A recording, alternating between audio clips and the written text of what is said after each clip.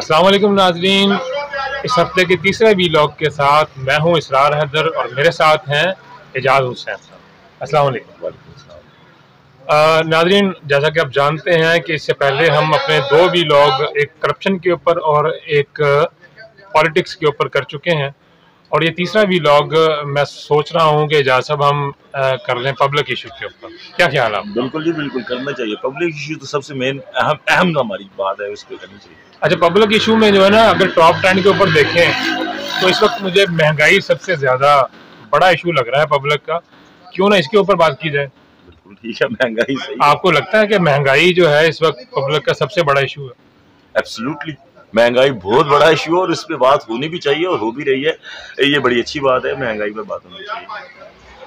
अच्छा एजाज साहब, आप हमें ये बताएं कि ये महंगाई की वजह क्या नजर आती है आपको? आखिरकार लोगों की जिंदगी जो है वो इतनी तंग है, जो पेट्रोल के रेट को देख लें, आप बिजली के रेट को देख लें, किराने की चीज़ों को आप देख लें, हर चीज, मेडिसिन में आप चले जाएं तो ओवरऑल आप देख लें तो महंगाई की जो रेशो है वो बहुत ज़्यादा उसमें इजाफा हुआ है, और लोगों के लिए कुव्वत खरीद जो है वो भी बड़ी उससे बाहर निकल चुकी है बात। तो ये सारी, इसके पीछे आप क्या वजूहात देखते हैं? साहब शुक्रिया, आपने मुझे पब्लिक इशू पर बात करने के लिए कहा। देखें, महंगाई से तो तमाम जो है ना, हमारा जितने भी हमारे माशरे के मतलब जितनी भी हैं लोग, वो सारे के सारे उससे जो है ना वो मुतासिर हो रहे हैं, और इससे कोई इनकार नहीं है। इसमें हुकूमती दावों को भी मैं नहीं समझता कि कुछ भी काम आ रहे हैं इसमें ना। खान साहब खुद भी कहते हैं कि महंगाई है, और महंगाई से बहुत सारे लोग जो है ना मुतासिर हो रहे हैं। तो महंगाई के असल में मेरे नज़र में, मैंने उसको जब पॉइंट आउट किया तो मैंने उसको उसकी क्लासिफिकेशन की 4 हिस्सों में ना। महंगाई जो है मेरी नज़र में 4 हिस्सों में इसको मैंने तकसीम किया है कि 4 ऐसे फैक्टर हैं जिसकी वजह से महंगाई है, जिसमें वो मैं आप नाज़रीन को बता देता हूँ। नाज़रीन, सबसे पहले तो मेरी नज़र में जो है हमारे जो डॉलर की डिवैल्यूएशन है अपने रुपीज़ के हवाले से, अगेंस्ट रुपीज़, डॉलर की सॉरी जो बढ़ गई है, जो रुपीज़ की जो डिवैल्यूएशन है डॉलर के अगेंस्ट, वो सबसे अहम मुद्दा है और सबसे अहम इशू है। इस पे आप सब लोग जानते होंगे। देखिए, जब डॉलर ऊपर अपना रुपीज़ जब नीचे आता है और डॉलर ऊपर जाता है, तो हम, क्योंकि हमारी इंपोर्ट बेस्ड जो इकोनॉमी है, तो उसमें हम बहुत सारी चीज़ें इंपोर्ट करते हैं। तो उसमें पेट्रोलियम मसनूआत हैं, इसके साथ साथ वो जैसे कहते हैं ना, वो बारिश ज्यादा आती है तो पानी ज्यादा। हाँ बिल्कुल ऐसे, क्योंकि कम आती है तो मतलब सिंपली हम ये देखते हैं कि $1 जो है अगर 110 रुपए का है, तो एक यहाँ से कोई बंदा अगर इंपोर्ट कर रहा है कोई चीज, तो उसे $1 खरीदने में 110 रुपए देने पड़ते हैं। ठीक है, तो जब हम $1 ही 180 का है, तो फिर जब हम $1 को खरीदेंगे तो हमें 180 रुपीज जो है ना पे करने पड़ेंगे।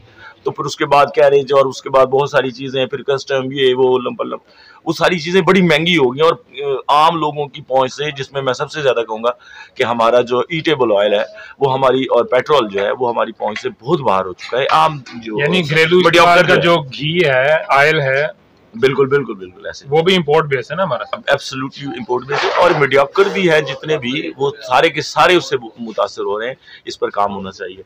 एक तो फैक्टर ये है इसरा साहब, और सेकंड दूसरा फैक्टर जो है वो मेरी नजर में कोरोना। देखिए, जब कोरोना आया तो पूरी दुनिया बंद हो गई। अब बंद होने से कभी हमारे यहाँ पर कोरोना ने तो पूरी दुनिया को हिला के रख दिया। नहीं जी, नहीं, बिल्कुल हिला के रख दिया, बल्कि उल्टा हिला के रख दिया। माली नुकसान के साथ साथ जानी नुकसान भी बिल्कुल ऐसा ही है। इसरार साहब, आपको याद होगा हमारे जो हुकूमती स्पोक पर्सन हैं, उन्होंने हमेशा यही कहते हैं कि पूरी दुनिया बंद होगी, पूरी दुनिया बंद होगी। ये बंद होगी तो इसको कभी वो खोलते नहीं है। तो बात यह है कि दुनिया बंद हो गई। अब बंद क्या होगी? अब मतलब ग्रूवर है वो कुछ उगा रहा है, दालें उगा रहा है फारूकी, तो अब तो वो खेतों में नहीं जा रहा कोरोना की वजह से। तो जब आप प्रोड्यूस ही कम कर रहे हैं और डिमांड ज्यादा है, तो उससे क्या होगा? उससे क्या होगा? महंगाई होगी। सॉरी, क्योंकि ठंड में बैठे हुए हैं तो मेडिसिन भी बहुत कॉस्टली है ना, तो आप सिरप भी नहीं ले रहे। नहीं, असल में हम ना जरा ओपन एयर बैठे हुए हैं, ठंड भी है, और इसकी वजह से मुझे खांसी का मामला चल रहा है। पानी ले। हाँ जी।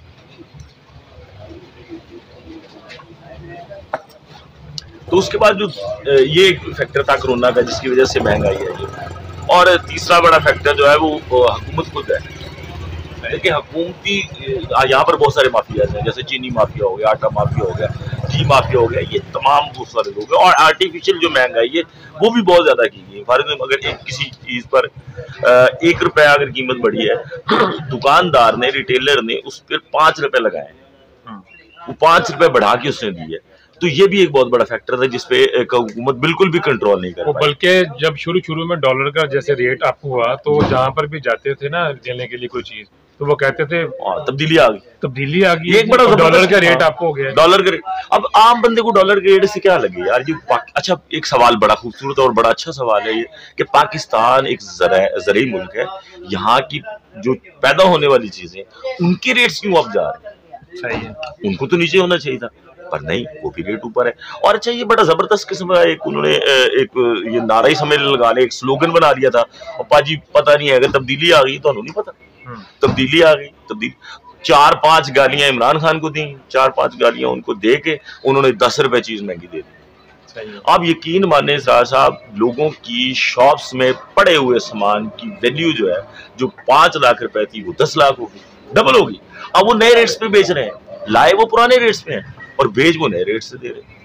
तो ये एक बड़ा फैक्टर था माफिया, जिसमें हुकूमत टोटली नाकाम हुई है। मैं इसको अच्छा नहीं, ये देखिए आपने अभी तक देखे शॉर्ट में जरा आपने 3 फैक्टर अभी तक गिनवाए हैं कि एक तो है कि आपका डॉलर का रेट अप हो गया, आपके पैसे करेंसी जो डिवैल्यू होगी, दूसरा लॉकडाउन है, कोरोना है, पूरी दुनिया बंद हुई, पाकिस्तान के ऊपर भी उसका इम्पैक्ट है बिल्कुल, और तीसरा जो है वो लोकल माफियाज जो है, लोकल माफिया। अच्छा, अब क्वेश्चन ये है एजाज साहब, लोकल माफियाज पर हुकूमत का कंट्रोल ना होना, हुकूमत को मैंने कहा हुकूमत ना फैक्टर को जिसने डैमेज किया ना, तो ये सारी चीजों को कंट्रोल किसने करना? वही तो मैं कह रहा हूँ ना सर, मेरी नजर में माफियाज जो है वो तीसरा फैक्टर नहीं, मेरी नजर में हुकूमत तीसरा फैक्टर है, जो इतनी नाअहल है कि वो उसने मतलब इन माफियाज। अच्छा, समझते हैं कि हुकूमत, नाज़रीन आप सुन रहे हैं कि एजाज साहब कह रहे हैं कि महंगाई कंट्रोल ना करने में हुकूमत इसके लिए बिल्कुल इसको दोषी मानता हूं।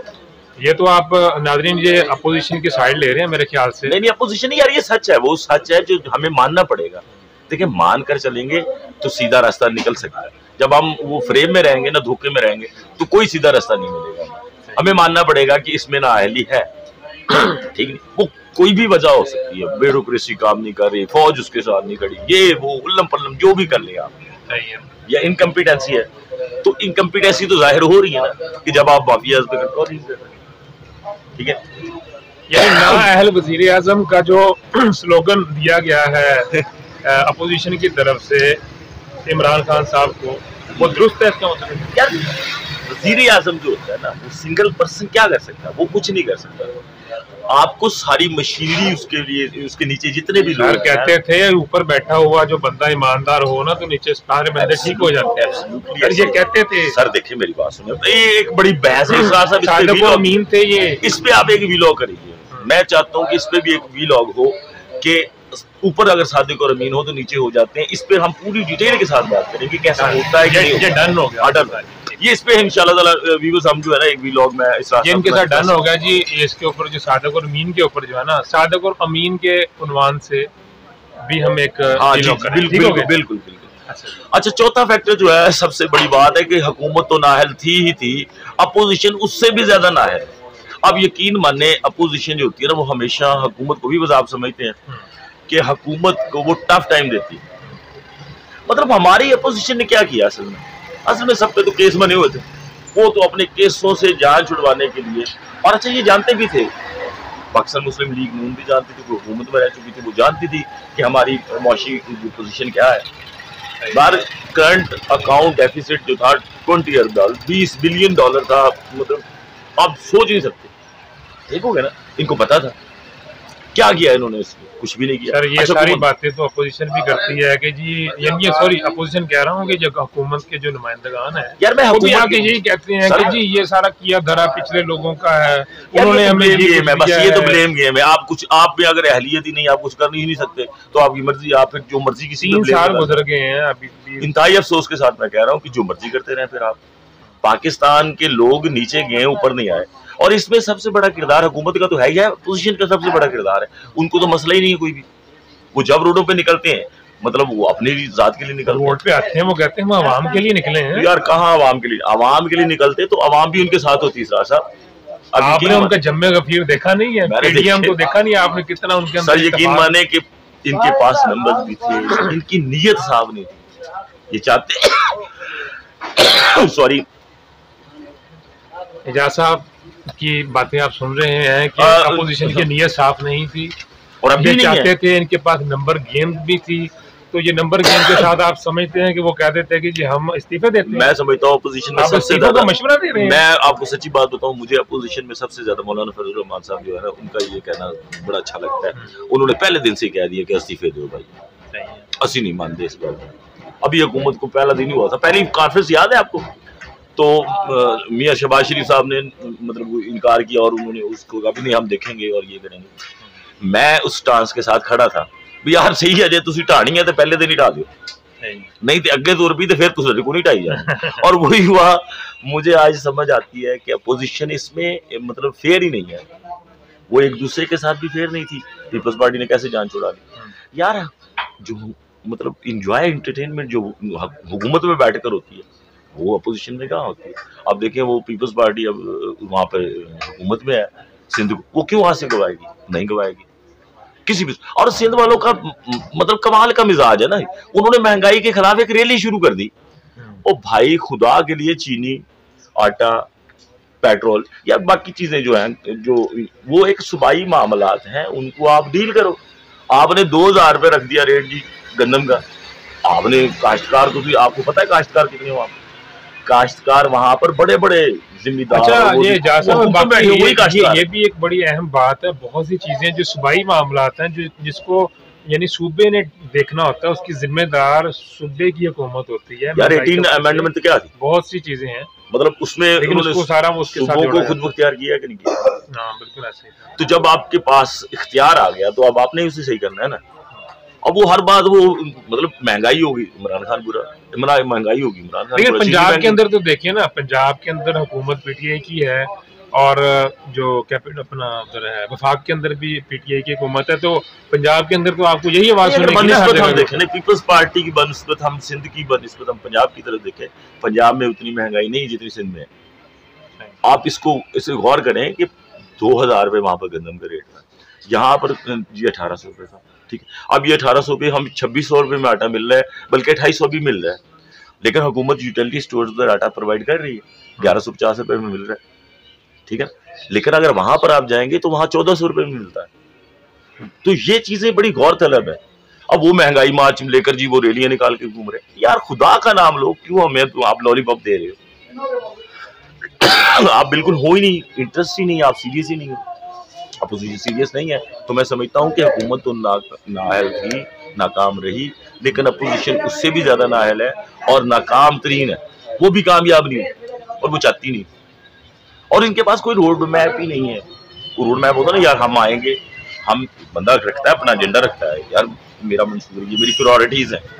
लेकिन वो जब अपनी हुकूमत में रहे हैं तो अपने किसी न किसी रोड मैप के ऊपर ही काम करते रहे हैं ना।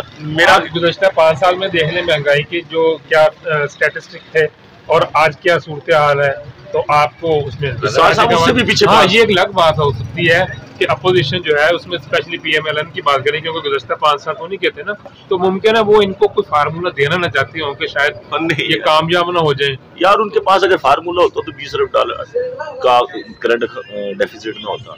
उनके पास अगर फार्मूला होता तो यहाँ पर वो एशियन टाइगर जो कहते थे ना, ये असल में ना हम भूल जाते हैं, शॉर्ट मेमोरी नेशन है ना। मतलब 3.5 साल तक तो बिजली भी पूरी नहीं हुई ना, ये आखिरी 1.5-2 साल बिजली पूरी हुई ना, उससे पहले तो बिजली ना। तो यार बात ये नहीं है, आप फिर वो जाएंगे, हम मुआहदे हो गए, ये हो गया, सब कुछ हो गया। हाँ नहीं, टाइम बहुत कम होता है, अभी पहले ही काफी टाइम हो चुका है। मेरा ख्याल है कि अब इसको थोड़ा सम अप करते हैं कि बाकी की चीजें जो हम अपने नेक्स्ट व्लॉग के अंदर डिस्कस करेंगे, कुछ रह गई हैं तो वरना दोबारा। मुझे अफसोस है, बस मुझे अपोजिशन पर काफी अफसोस है, यकीन माने। हुकूमत पे तो होना ही चाहिए था, लेकिन अपोजिशन पे बहुत अफसोस है। जी तो नाजरीन, आपने सुना एजाज साहब के एनालिसिस को महंगाई के हवाले से। ये हमारे पब्लिक इशू के ऊपर हमारा ये तीसरा व्लॉग था जिसमें हमने डिस्कस किया, और एजाज साहब का कहना है कि महंगाई के दो जो मेन जो नेचुरल फैक्टर थे, उनके अंदर एक तो था एक डॉलर का ऊपर चले जाना, और दूसरा था हमारा लॉकडाउन, कोरोना वायरस वगैरह। और इसकी जिम्मेदार वो समझते हैं कि हुकूमत थी, और हुकूमत से ज़्यादा जिम्मेदार जो है वो समझते हैं अपोजिशन को, कि वो अपना रोना रो रहे हैं, अवाम की बात नहीं कर रहे, वो अपने मसाइल ही बयान कर रहे हैं, अवाम के मसाइल को हाईलाइट नहीं करते। अगर वो अवाम के मसाइल को अपने मसाइल से ज़्यादा ज़ोर से हाईलाइट करते तो यार नजर आ रहा है हुकूमत के ऊपर प्रेशर बनता, और वो यकीनन कुछ गुड स्टेप लेने के लिए रजामंद हो जाती। आई होप कि आपको हमारे ये एनालिसिस जो है और हमारा जो वीलॉग है वो पसंद आया होगा। आपके जहन में कोई क्यूरी हो, कोई आप क्रिटिक्स करते हैं, तो आपका इजहार अपने कमेंट्स के अंदर ज़रूर कीजिएगा। और मैं आपको बताता चलूँ कि ये जो हमारा जो वीडियोज़ हैं, हमारे वीलॉग्स हैं, ये आपको हमारे फेसबुक ग्रुप पाकिस्तान पॉलिटिक्स और अवाम के ऊपर मिलेंगे, और इसके साथ साथ MCP TV यूट्यूब का चैनल, उसके ऊपर भी आपको ये हमारे वीलॉग मिलेंगे। इनको ज्वाइन करें, इनको सब्सक्राइब करें, ताकि आपको हमारे ये वीलॉग मिलते रहें। इंशाल्लाह जल्द आपके साथ एक नई वीडियो और एक नए इशू के हवाले से मिलेंगे, हाजिर होंगे आपके पास। तब तक के लिए मुझे और इजाज़ साहब को इजाज़त दीजिएगा। अल्लाह हाफ़िज़।